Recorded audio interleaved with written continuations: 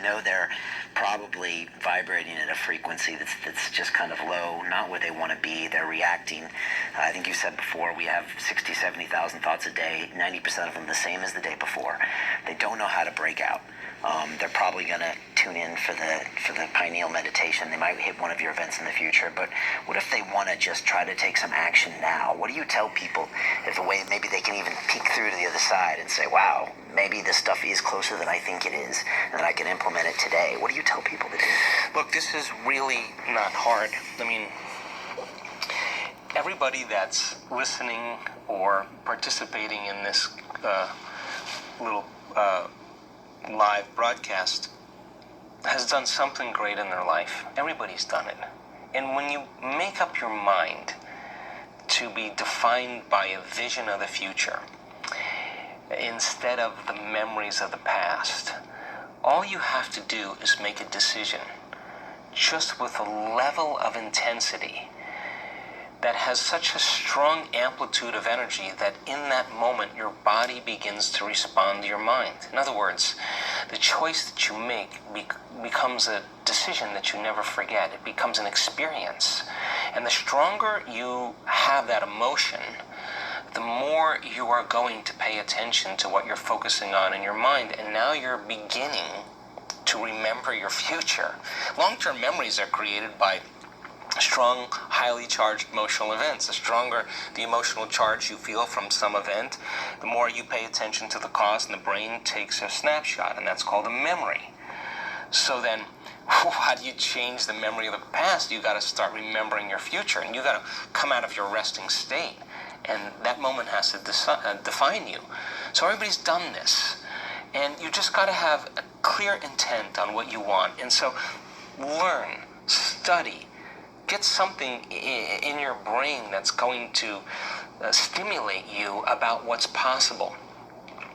And then begin to dream or begin to build a model of what it could look like, and don't let go of it.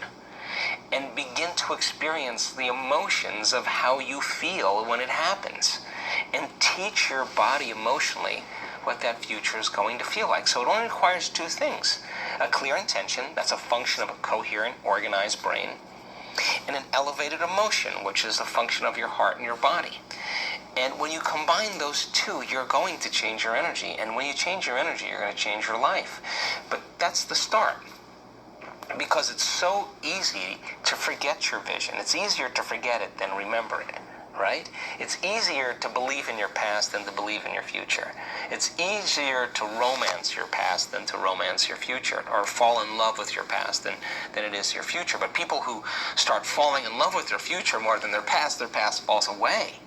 So then, you got to write down the thoughts in that day that are not going to sneak by your awareness unchecked. Like, I can't, it's too hard, I'll never change, what's wrong with me, it's my mother's fault, my father was an alcoholic, my ex was a whatever. You gotta be so conscious of those thoughts that you're not going to let them slip by and go unconscious of them. You got to decide what choices you got to stop making. You got to stop behaving a certain way. You got to stop having the same experiences and staying away from those people that create those same experiences. And you got to watch those emotions that are going to bring you to a lower denominator, because the moment you start feeling suffering or pain or frustration, you've just disconnected from the energy of your future, and now you're back to the energy of your past. So it doesn't take much to list two thoughts, two choices, two behaviors, two experiences, two emotions. You're just going to stay aware of and review it, so much so that you don't go back unconscious into a program.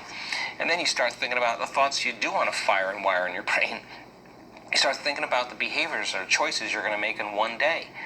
Turns out if you sit down and close your eyes and begin to rehearse those behaviors, you start thinking about those choices you're going to make, you're beginning to install the neurological hardware in your brain to look like it's already happened. Now you're priming your brain into the future.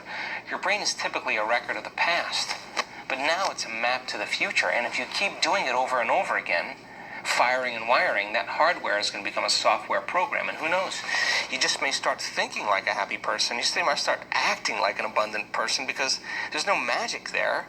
You install the circuits, and then you say to me, well, I don't know how to do that. Well, read a book on somebody who was poorer than poor and then became super wealthy.